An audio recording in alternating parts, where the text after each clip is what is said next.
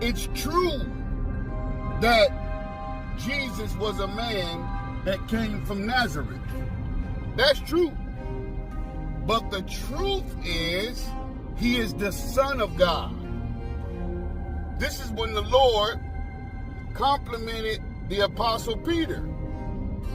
When the Lord asked his disciples, "Who do men say that I am?"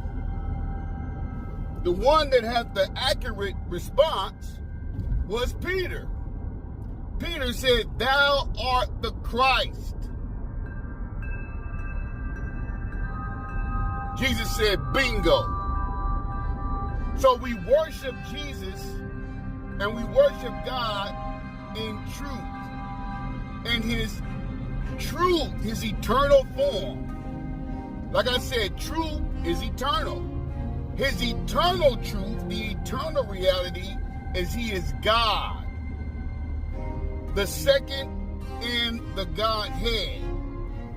The devil seeks to trip you all up with trying to, he'll either fabricate a lie, a false true about Jesus, i.e.